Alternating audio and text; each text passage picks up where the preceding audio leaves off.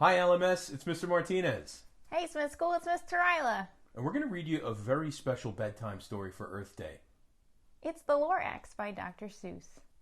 So sit back, get comfy, and enjoy. The Lorax by Dr. Suess.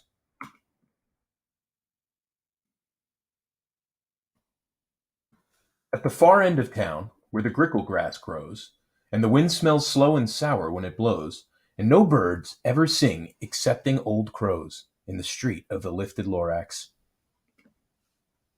And deep in the grickle grass, some people say, if you look deep enough, you can still see today where the Lorax once stood just as long as it could before somebody lifted the Lorax away. What was the Lorax? And why was it there? And why was it lifted and taken somewhere? From the far end of town where the grickle grass grows? The old Onceler still lives here. Ask him. He knows. You won't see the Onceler. Don't knock at his door. He stays in his lurkum on top of his store. He lurks in his lurkum cold under the roof, where he makes his own clothes out of miff-muffed moof. And on special dank midnights in August, he peeks out of the shutters, and sometimes he speaks and tells how the Lorax was lifted away. He'll tell you, perhaps, if you're willing to pay. On the end of a rope, he lets down a tin pail, and you have to toss in 15 cents and a nail, and the shell of a great-great-great-grandfather snail.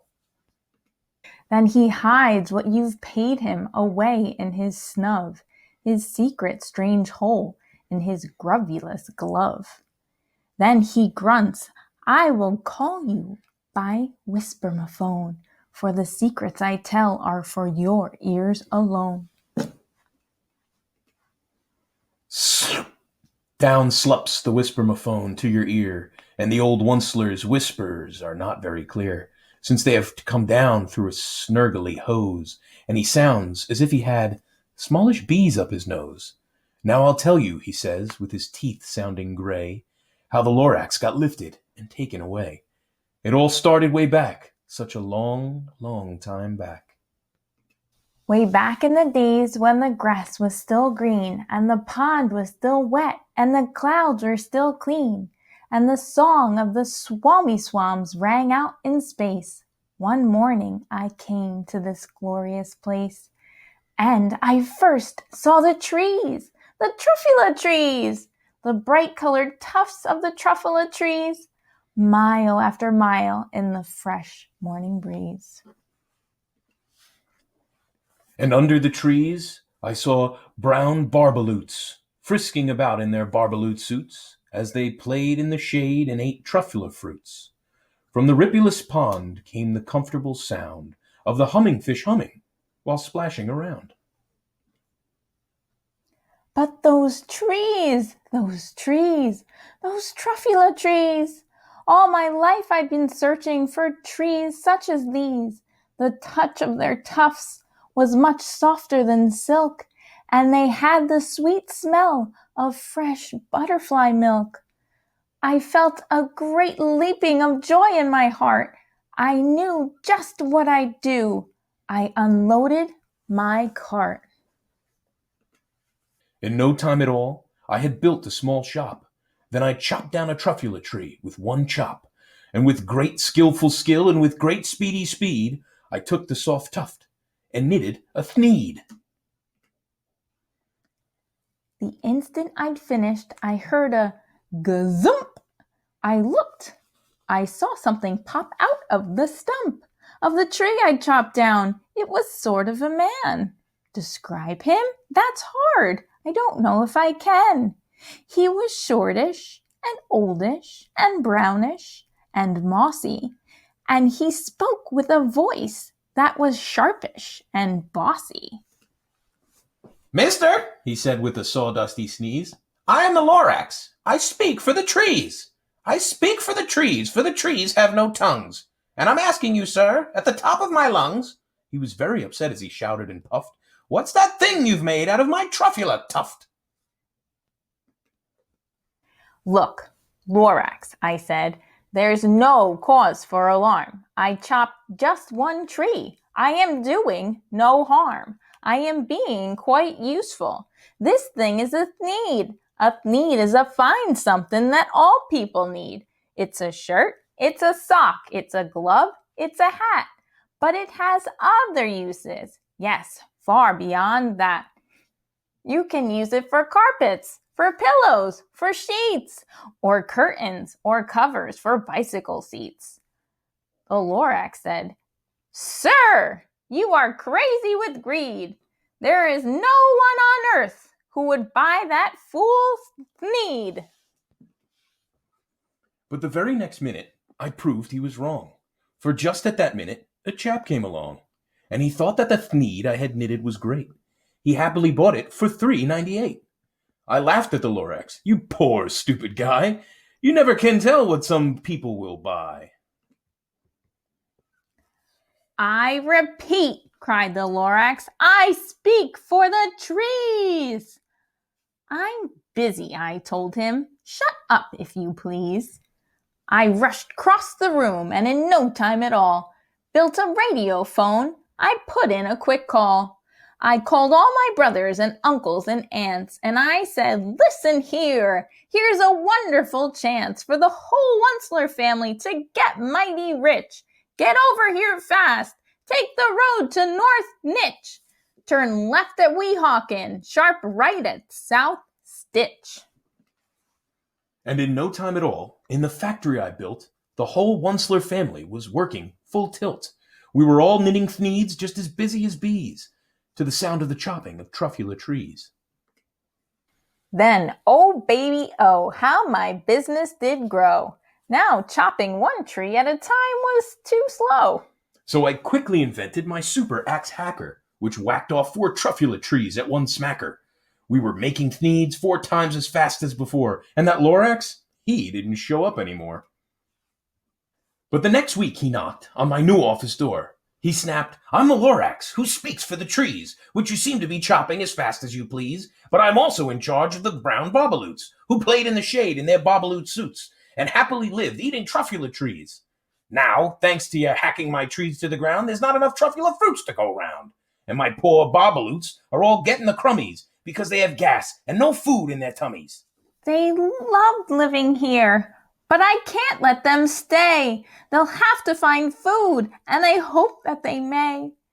Good luck, boys, he cried, and he sent them away. I, the Onceler, felt sad as I watched them all go.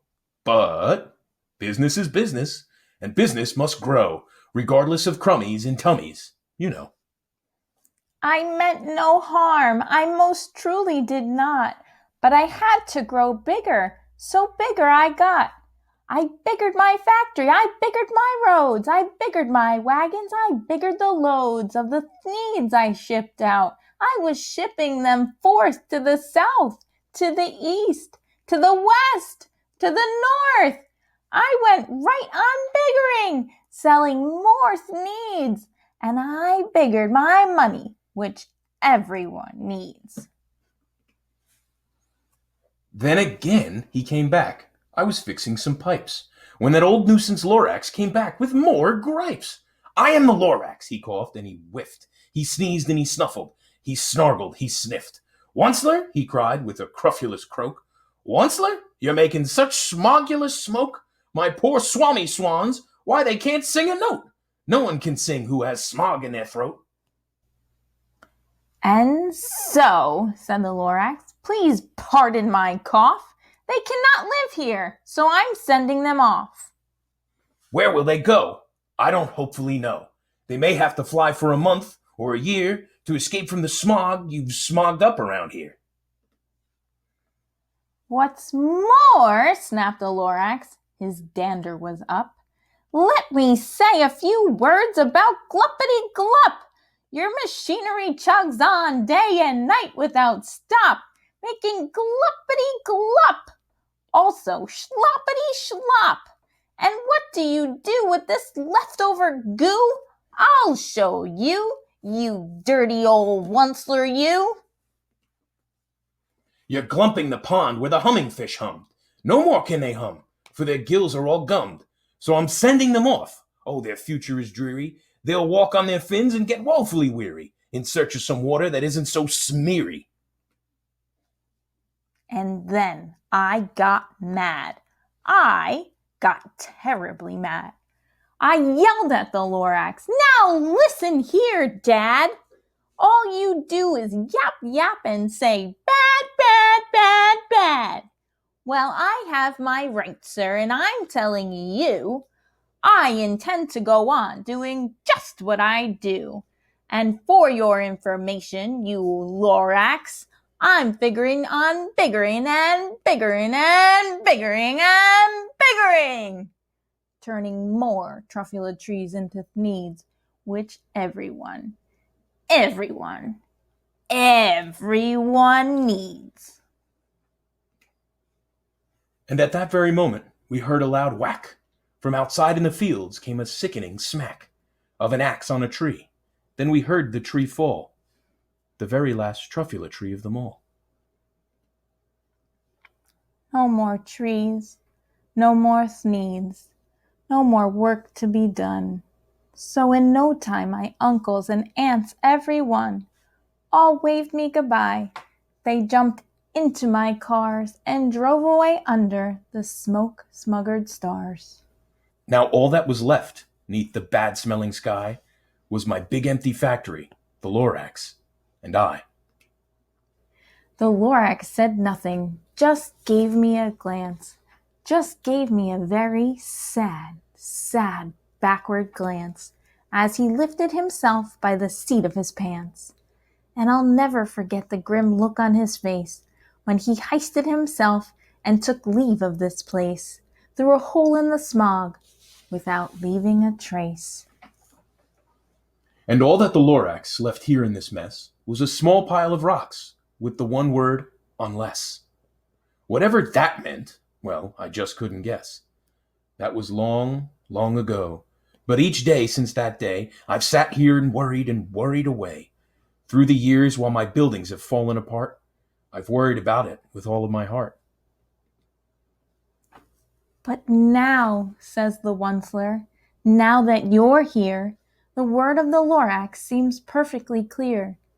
Unless someone like you cares a whole awful lot, nothing is going to get better. It's not. So, catch, calls the Onceler. He lets something fall. It's a truffula seed.